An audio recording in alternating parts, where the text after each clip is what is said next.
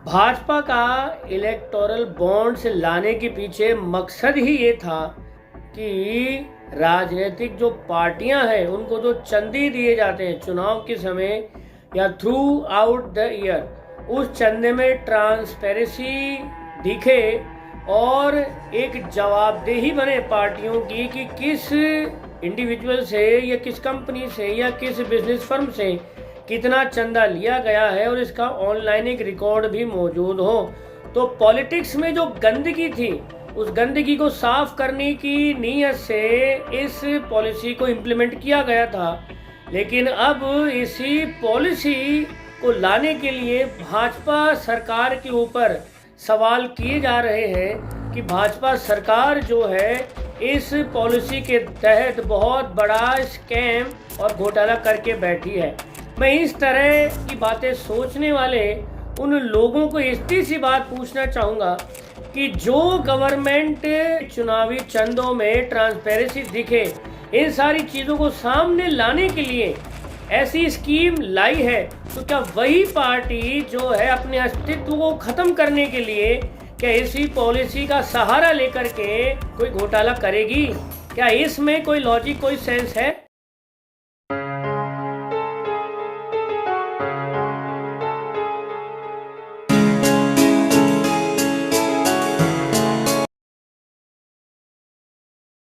नमस्कार दोस्तों, आज हम बात करेंगे इलेक्टोरल बॉन्ड्स के ऊपर। ये क्या है, किस लिए इम्प्लीमेंट किया गया था और इसको इम्प्लीमेंट करने के पीछे मकसद क्या है और ये सारा का सारा जो बवाल मचा है वो क्या है। इलेक्टोरल बॉन्ड्स पॉलिटिकल पार्टीज को फंडिंग करने का एक जरिया है।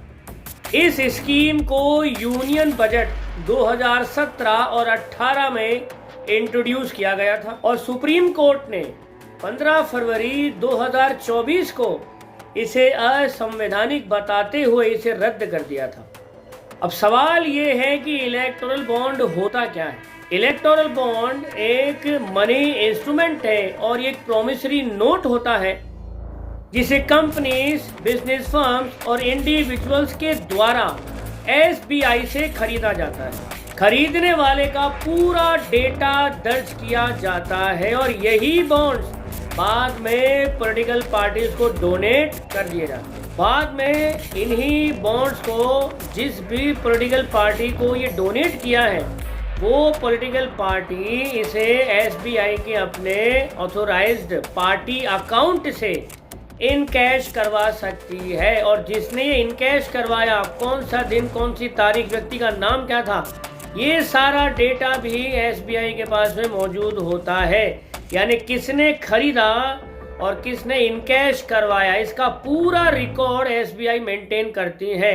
कुछ ऑनलाइन है, कुछ ऑफलाइन है। आईटी एक्ट 1961 के तहत इलेक्टोरल बॉन्ड्स जो है सेक्शन 80GG और 80GGB के तहत कंप्लीटली टैक्स फ्री है। अब बात करते हैं भाजपा सरकार ये इलेक्टोरल बॉन्ड्स का स्कीम या पॉलिसी किस वजह से इंट्रोड्यूस किया था। तो बात इतनी सी है कि आज़ादी के बाद से ही जितनी भी पॉलिटिकल पार्टियां एग्जिस्टेंस में हैं उन सभी को चंदे मिलते आ रहे हैं, लेकिन उन चंदों का कोई रिकॉर्ड, उन डोनेशंस का, उन फंड्स का कोई रिकॉर्ड ना तो कभी मेंटेन किया गया था और ना ही किया जाता था। तो ये अमाउंट भाई साहब अरबों में, करोड़ों में होता था, लेकिन इसका कोई लेखा जोखा नहीं होता था। अब इतनी बड़ी अमाउंट में जब ब्लैक मनी पार्टीज को डोनेट की जाती थी, उस डोनेशन की वजह से देश के अंदर किसी पर्टिकुलर चीज को करवा देना, इसकी संभावना बहुत ज़्यादा होती थी।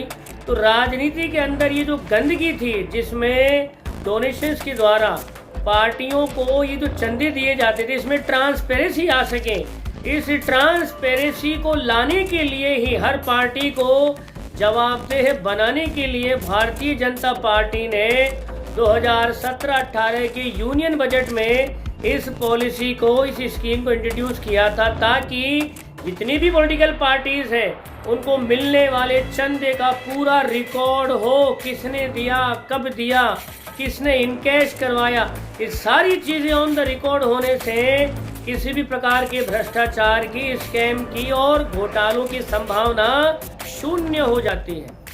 भारतीय जनता पार्टी तो न जाने कब से इलेक्टोरल बॉन्ड्स को इम्प्लीमेंट करवाना चाहती थी, लेकिन वो पावर में नहीं थी। और जब जब इलेक्टोरल बॉन्ड्स की बात बीजेपी ने उठाई, हमेशा कांग्रेस पार्टी और इस समय जो भी विपक्ष की पार्टियां हैं उन्होंने इसका विरोध किया। विरोध करने के पीछे सोल रीजन क्या है आप समझ ही गए होंगे। तो ये पॉलिसी 2017-18 के यूनियन बजट के दौरान इंट्रोड्यूस की गई थी। तब से लेकर अब तक कुल मिलाकर के लमसम बता रहा हूँ 20,000 करोड़ की फंडिंग हो चुकी है। और तब से लेकर आज तक कौन सी पार्टी को कितना फंड मिला है उसका पूरा डेटा मौजूद है। तो एक बार नज़र डाल लेते हैं किस पार्टी को कितना फंड मिला है। अब एक्चुअली यहाँ पर पूरी तरह से किसने दिया, किसने इनकैश करवाया, ये चीज़ जो है सुप्रीम कोर्ट ने नहीं मांगी थी। एसबीआई के पास में पूरा ब्यौरा मौजूद है, लेकिन जैसा मैंने कहा एसबीआई ने सुप्रीम कोर्ट में जब इस चीज़ की सुनवाई चल रही थी तो एसबीआई ने कहा था कि डेटा कुछ ऑनलाइन है, कुछ ऑफलाइन है और बॉन्ड हज़ारों की तादाद में बिके हैं। तो उन सारी चीज़ों के डेटा को प्रिसाइजली कलेक्ट करके मैच करवाने में समय लगेगा। लेकिन माननीय सुप्रीम कोर्ट ने कहा था हमें मैच नहीं करवाना, आप तो सीधी सीधी जानकारी दे दीजिए कि किसको कितना फंड मिला। अब इस जानकारी से पूरी पिक्चर क्लियर होती नहीं है, बल्कि अफवाहों का बाजार गर्म होता है। लेकिन फिलहाल इलेक्शन कमीशन की वेबसाइट के ऊपर जिस पार्टी को जितना चंदा मिला है उसकी जो डिटेल्स है, जो अपलोड है, मैं आपको एक बार शेयर करना चाहूँगा। आप भी थोड़ा सा उस चीज़ से अवेयर हो जाइए कि किस पार्टी को कितना जो है चंदा मिला है। सबसे पहले पूरे भारत की सबसे बड़ी पार्टी भारतीय जनता पार्टी पिछले 10 साल से विकास के जो नए नए कार्य कर रही है उसकी वजह से भारत और विदेशों में भारत की गुडविल बढ़ी है, पार्टी की विश्वसनीयता बढ़ी है। तो इलेक्टोरल बॉन्ड्स के तहत जो है सामने आया है भाजपा को 6,060 करोड़ की फंडिंग हुई है इलेक्टोरल बॉन्ड से। दूसरे नंबर पर आता है तृणमूल कांग्रेस, इसे जो है 1609.50 करोड़ की फंडिंग की गई है। उसके बाद कांग्रेस की अगर हम बात करें, कांग्रेस जो है लार्जेस्ट अपोजिशन पार्टी है, लेकिन कांग्रेस को मिलने वाला जो चंदा है वो 1422 करोड़ ही है। बात करें बीआरएस की, भारत राष्ट्र समिति, इसे मिलने वाली चंदे की रकम है 1215 करोड़। बीजू जनता दल बीजेडी, इसको मिले हैं 776 करोड़। AIADMK, इसे मिले हैं 605 करोड़। YSR कांग्रेस को मिले हैं 337 करोड़। शिवसेना को मिले हैं 159.33 करोड़। तेलुगु देशम पार्टी को मिले हैं 218 करोड़। JDU को मिले हैं 14 करोड़। NCP को मिले हैं 31 करोड़। JDS को मिले हैं 43.40 करोड़। RJD को मिले हैं 73.5 करोड़। समाजवादी पार्टी को मिला है 14.05 करोड़।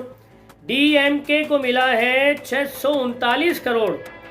अकाली दल को मिला है 7.2 करोड़। सिक्किम डेमोक्रेटिक पार्टी को मिला है 5.5 करोड़।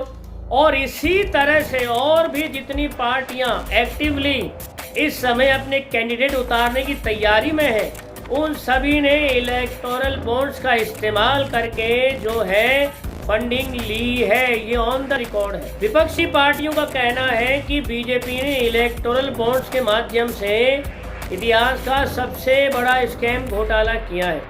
तो उन लोगों को जैसी बातें बोल रहे हैं उनको एक सीधा सा जवाब है, लॉजिकल जवाब है, क्योंकि ये लोग आरोप तो लगा देते हैं, उन आरोपों में ना तो लॉजिक होता है ना सेंस होता है, बिना सिर पैर की बातें ये लोग करते हैं। तो सिंपल सा एक लॉजिक है कि जो भारतीय जनता पार्टी राजनीति में मिलने वाले चंदे की ट्रांसपेरेंसी को सुनिश्चित करना चाहती थी। कौन कितना चंदा दे रहा है और कौन सी पार्टी कितना चंदा ले रही है, इसका पूरा रिकॉर्ड अगर मेंटेन हो रहा है तो उस रिकॉर्ड से ट्रांसपेरेंसी भी आ रही है। अब ये कहते हैं कि इसी ट्रांसपेरेंसी का इस्तेमाल करके भाजपा ने जो है बहुत बड़ा घोटाला किया है, वरना 6060 करोड़ कैसे आएंगे। अब ये ठीक वही बात हो गई कि भारतीय जनता पार्टी ने अपने अस्तित्व को खत्म करने के लिए भाई साहब इन इलेक्टोरल बॉन्ड्स में स्कैम किया। जो पार्टी राजनीति की गंदगी को साफ करने के लिए ये पॉलिसी लाई थी, वो अपना नामो निशान मिटाने के लिए इस तरह के स्कैम को अंजाम देगी, जबकि लेन देन का सारा डेटा मौजूद है ऑनलाइन। की बात गले उतरती है। भाजपा की गवर्नमेंट के आने से पहले भारत में कांग्रेस की सरकार रही इतने लंबे समय तक। चुनावी चंदे, पार्टी फंड के नाम पर कहां से कितना पैसा आता था, इसका आज तक कोई रिकॉर्ड नहीं है। और कांग्रेस के शासनकाल में 12 लाख करोड़ के तो केवल घोटाले हुए हैं। चुनावी चंदे और पार्टियों को मिलने वाले फंड का तो कोई लेखा जोखा ही नहीं है आज तक। तो आप जरा कल्पना करके देखिए, वो भाजपा जो ट्रांसपेरेंसी दिखा करके अपने पार्टी को जो भी कोई चंदा मिला है उसका डिटेल दे रही है, वो तो भ्रष्टाचार है। लेकिन इतने सालों तक बिना किसी कागज के, बिना किसी ट्रांसपेरेंसी के, बिना किसी डेटा के ये लोग चंदा ले रहे थे। वो संवैधानिक है, वो सही है। Is this a kind of a joke? तो कुछ भी बोलने से पहले, इलेक्टोरल बॉन्ड्स पर कुछ भी बोलने से पहले तौलिए और फिर बोलिए। अभी पूरा डेटा सामने आया नहीं है, अभी पूरा डेटा सामने आना बाकी है। और जब सामने आएगा, क्योंकि अभी एक सुनवाई होने जा रही है कोर्ट में इलेक्शन कमीशन की तरफ से कि उन्हें लिंक इस्टेब्लिश करवाना है, किसने कब किसको कितना चंदा दिया, वो सारा लिंक इस्टेब्लिश करवाना चाहता है इलेक्शन कमीशन। तो उस चीज़ का जो है अभी सुनवाई चल रहा है, वो एक अलग चीज़ है। लेकिन बात इतनी सी है कि इस मुद्दे को लेकर के राजनीति बहुत ही गिरे स्तर की, बड़े जोर शोर से की जा रही है। वैसे भी मोदी सरकार के कार्यकाल में एक भी घपला स्कैम तो हुआ नहीं है। तो घपला जब हुआ नहीं है तो कौन से आरोपों को लेकर के मोदी सरकार को घेरे? तो ले दे करके आखिरी हथियार बच जाते इलेक्टोरल बॉन्ड्स, क्योंकि कुछ भी निश्चित नहीं है। तो अफवाहों का बाजार गर्म करो, लोगों के दिमाग में ये वहम डालो कि साहब ये तो घोटाला किया गया है। लेकिन अब जांच होगी, जब सारा सच सामने आएगा तो देश की जनता के सामने विपक्षी पार्टियां कौन सा मुंह लेकर के जाएगी? क्योंकि जब इन्होंने ऐसी किसी पॉलिसी के ऊपर क्वेश्चन मार्क लगाया है, कटघरे में विपक्षी पार्टियां ही खड़ी हुई हैं। तो दोस्तों, आज की वीडियो में इतना ही। मैं आपसे फिर मिलूंगा मेरे नेक्स्ट वीडियो में। तब तक आप खुश रहिए, मुस्कुराते रहिए। जय हिंद।